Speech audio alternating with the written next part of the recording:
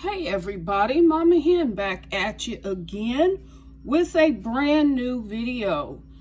Today I'm going to be preparing oatmeal raisin caramel cookies. So let's get started. I've got over here in my, let's see here, in my little pan, some melted butter and some butter flavor shortening. And I'm just going to tell you, when baking these cookies or whenever you're using butter flavor shortening, I'm just going to tell you the brand to go with because it is the best. And as far as I'm concerned, there's no substitutes, and that is butter flavor Crisco. So go with butter flavor Crisco and no other brand, because you'll be sorry if you do. Take my word for it.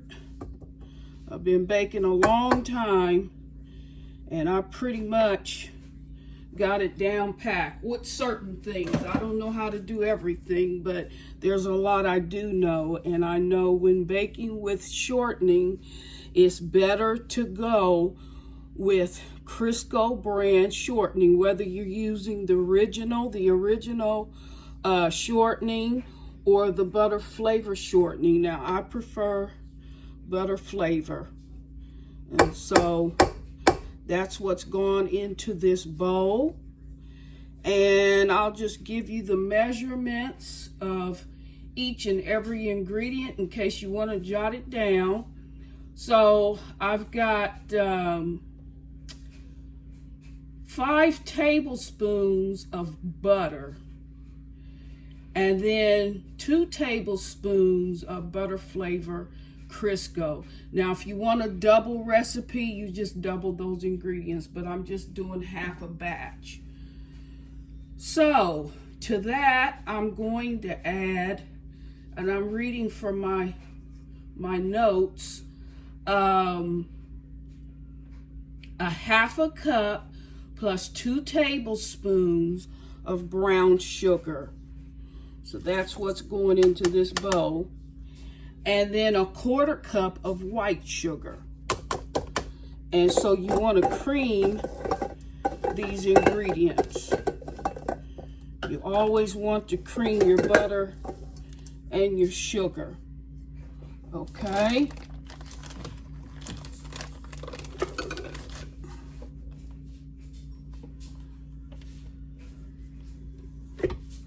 All right.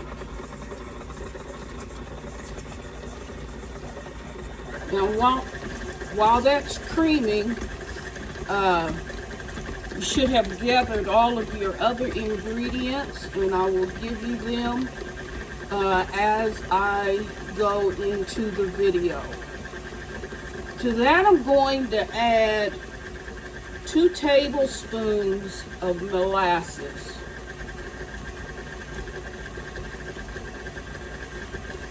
Okay. The molasses is added so that the cookies come out chewy. When you're making oatmeal raisin cookies, you want to make them chewy. And so adding molasses helps you to achieve that chewiness that you just know and love from a good oatmeal raisin cookie. So 2 tablespoons of that, and just let those ingredients cream, periodically stopping your mixer and scraping down the sides of the bowl.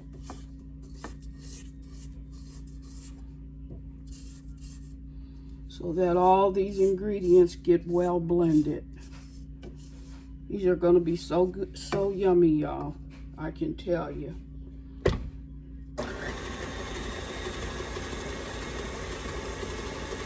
Okay, And to that, I'm going to add my flavorings.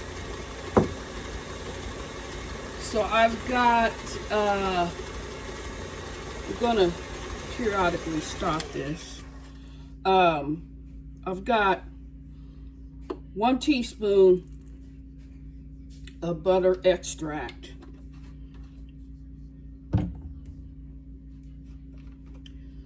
1 teaspoon of vanilla, pure vanilla extract.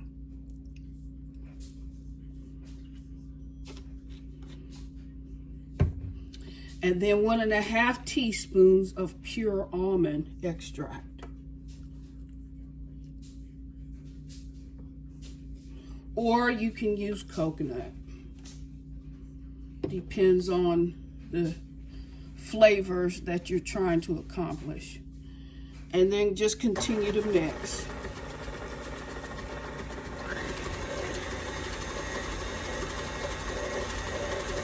Smells wonderful, y'all. I can tell you.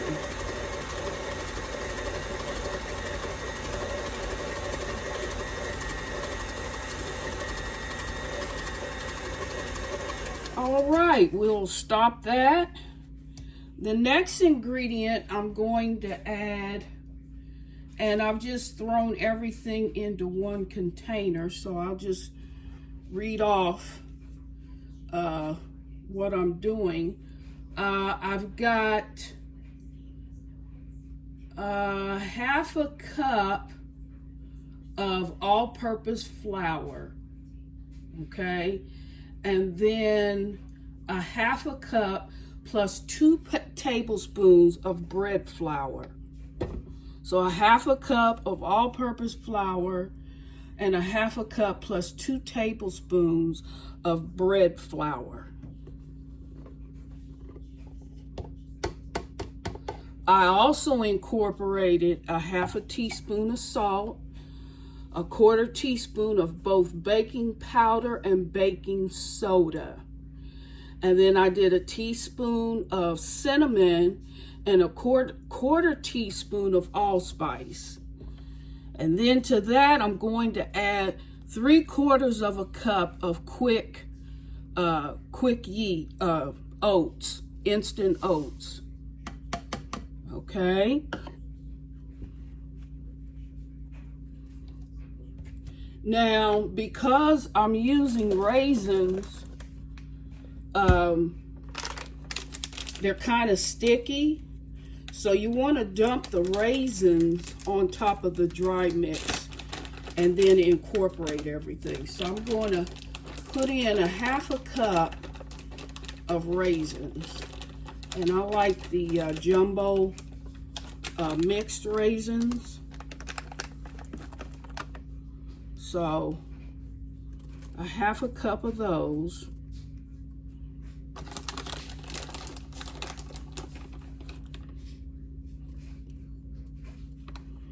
And there is that. These jumbo raisins are so yummy, y'all.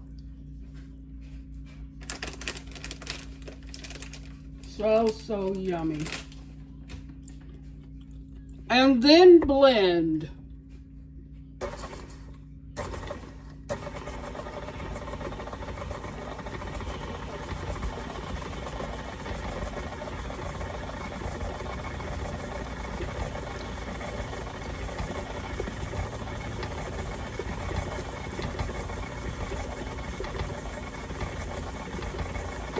Blend until all the ingredients incorporate and make somewhat of a sticky dough.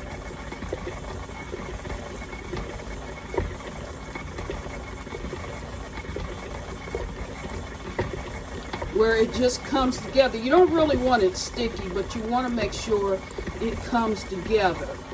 And if it doesn't, you might want to add 1 tablespoon at a time of shortening. And I forgot to tell you, my purpose for adding shortening is to make a lighter cookie, but you also want butter for the flavor. But shortening makes for a lighter and a higher rise cookie. So I'm going to add another tablespoon of butter flavor Crisco, because my dough is just a little bit too dry. But you want to make sure it comes together, but it's not too sticky.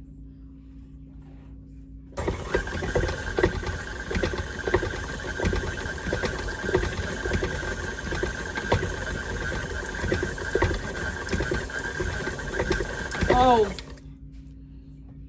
last but very important ingredient is 1 egg. How about that? Maybe that's why it's somewhat sticky. All right, let's go. Yes, it's coming together.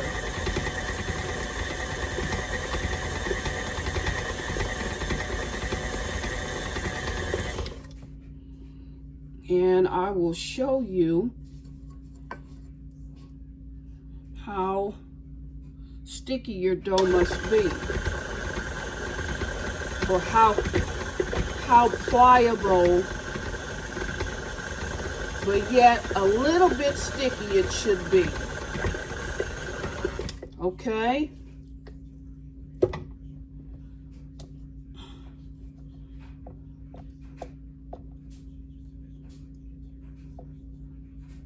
And so you're pretty much done with the mixing part of your cookie dough.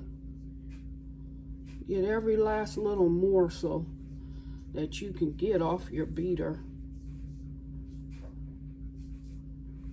You want none of that yumminess to go away, to go to waste. All right? So I will show you the consistency of what your batter should look like. You see that? You see that? Matter of fact, I'll grab a handful and show you what the consistency should be. You see that? Comes together, but it's not too sticky. Okay? So I'm going to shape these. And of course, you know me, presentation means everything. So I'm going to use one of my ice cream scoopers and shape and form these cookie dough. And what you want to do after that is you want to preheat your oven to 350 degrees. While you're preheating your oven, you want to put your cookie dough in the freezer to get somewhat chilled, because a chilled cookie dough makes for a nice, even, uniform cookie that doesn't spread a whole lot. And I've baked cookies on previous videos, and I have told you guys that I like to use heavy gauge aluminum foil to line my cookie sheet versus parchment paper. The thing that I found out with using parchment paper is that it bakes a pretty cookie, but it spreads just a little bit too much for me. So I just came up with the idea of using heavy gauge aluminum foil, and it breaks up just a perfect looking cookie. And then it's good for easy removal, so that when the cookies come out of the oven, you can lift up the aluminum foil with the cookies on it and set it to the side. Therefore, they don't continue to bake. So that's why I use heavy gauge aluminum foil. Now, you're free to use parchment paper, but I'm telling you from my own personal experience, heavy gauge aluminum foil works out best. So the next time I come back to you, the cookies would have been already baked and ready for sampling, okay? Thanks for hanging in there with me. Sorry folks, I'm preempting the video before I go to my last stage, which would be the baking of these oatmeal raisin caramel cookie. And so what I forgot to tell you was I cut up some caramels. Any store brand bag of caramels, just cut them up into bits. And instead of incorporating them into the cookie dough as you're shaping the dough balls, you want to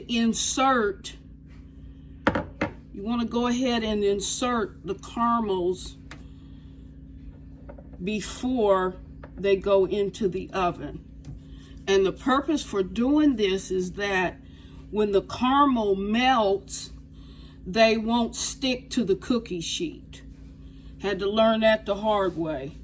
So, and I've tossed in a little bit of flour because caramels are sticky. And so to be able to pull them apart and not clump together, you just toss in a little bit of flour. But just go ahead and insert those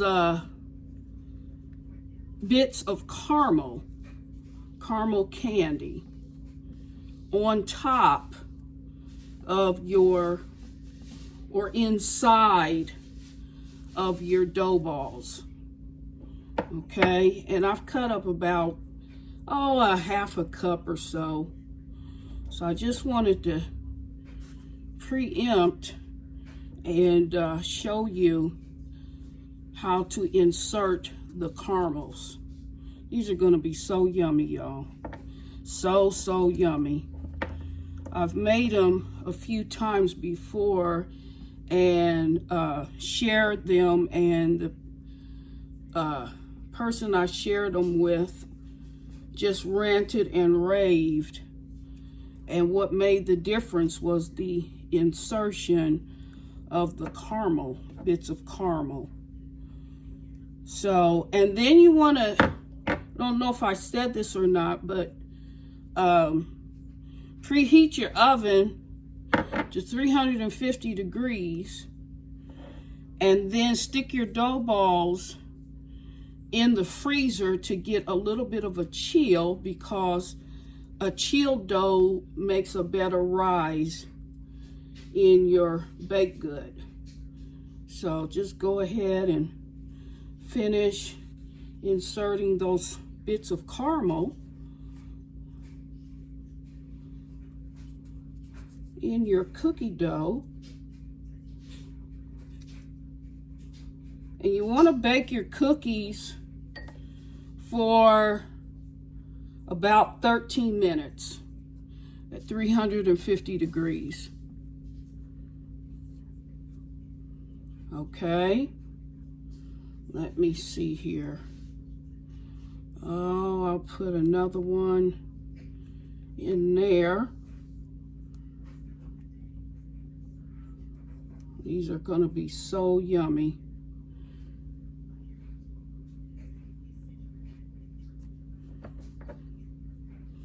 You'll never want to do store-bought oatmeal raisin cookies ever again if you ever try this recipe. And I've given you all the ingredients to make these yummy cookies.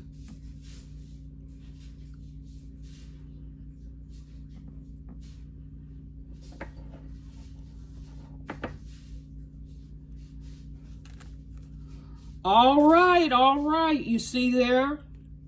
See that? Don't those look yummy? Even before they go off to the oven, y'all, don't they look yummy? Okay, off to the freezer they go. I'll be back. Okay, everybody, I am back with the finished oatmeal raisin caramel cookies. Don't they look just lovely? just lovely. And see those bits of caramel that are baked on top? And while they're still warm, I'm going to sample one for you. They're so ooey and goozy and yummy.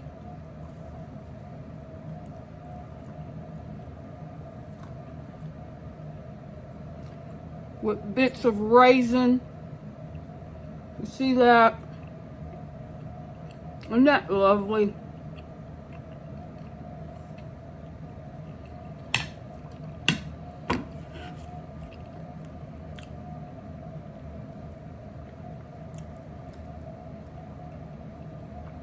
Isn't that just wonderful? See that?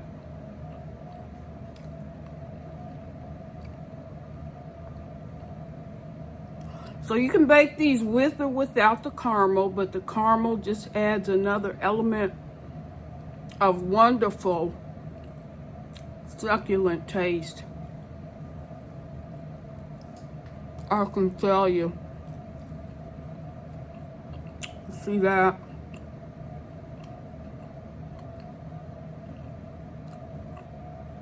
And as I say all too often, homemade beats store-bought any day of the week.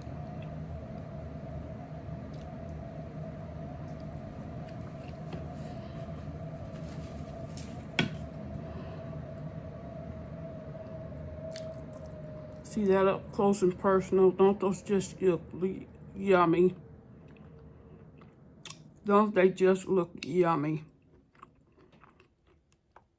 I can't even adequately describe the taste for you because they're buttery soft, they're sweet, they're chewy, with the addition of the molasses, which gives your oatmeal raisin cookie that chewy texture. Can't you just see the goodness? Oh my goodness. Oh my goodness.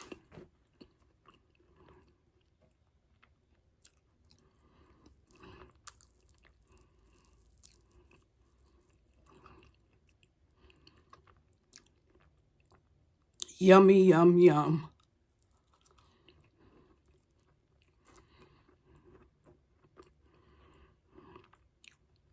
So if you like this video, please do like, share, subscribe to my channel. I'd greatly appreciate it. I would like to continue to bring good content to you, my viewers. And so please like, share, and subscribe. That would be so greatly appreciated. That's it. Bye-bye.